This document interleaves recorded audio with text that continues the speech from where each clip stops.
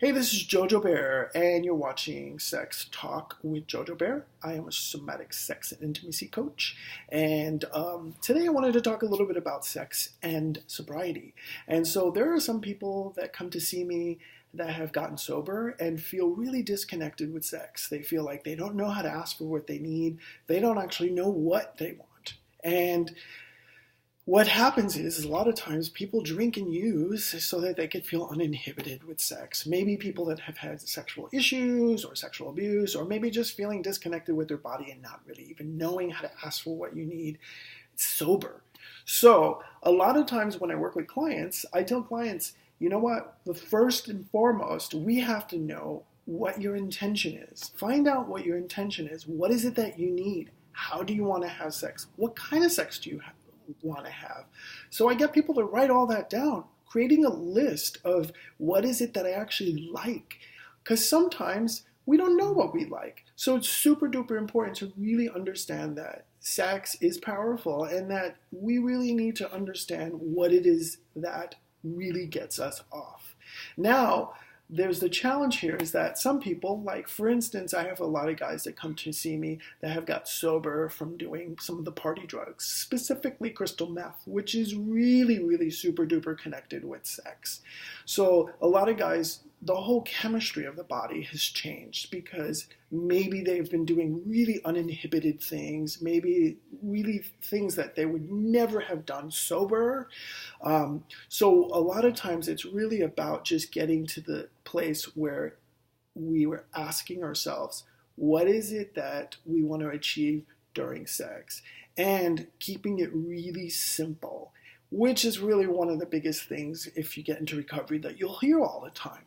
So these are the things that I usually suggest people to do, is that if you're feeling that you are sober and you're questioning yourself around sex and you want to be intimate with someone, I always say start with therapy, right? Therapy can be able to focus on other issues, especially like sex, outside issues other than sobriety. You can focus on sex, sexuality, maybe sexual abuse, things that have come up over the past that can probably give you an idea of why maybe I didn't really indulge in sex sober and had to use substances to really get into that place of sex and sexuality.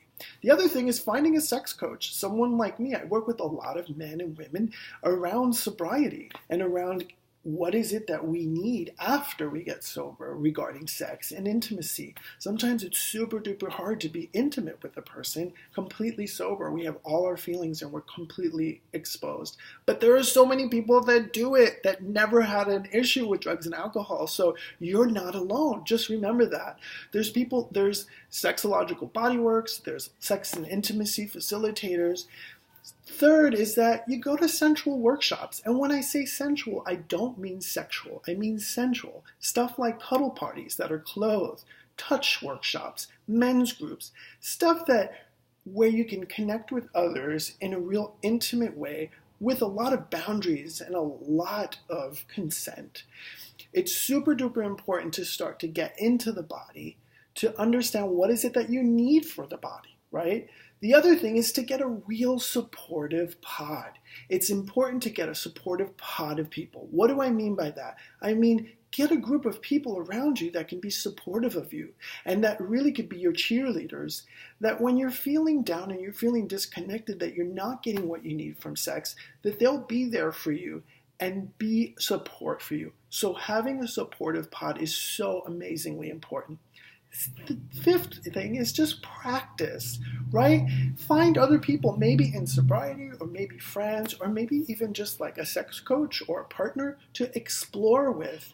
Doing really simple things like just asking for what you need, meaning like, oh yeah, hey, I want to get a nice massage. Will you massage my genitals? Will you just touch me softly?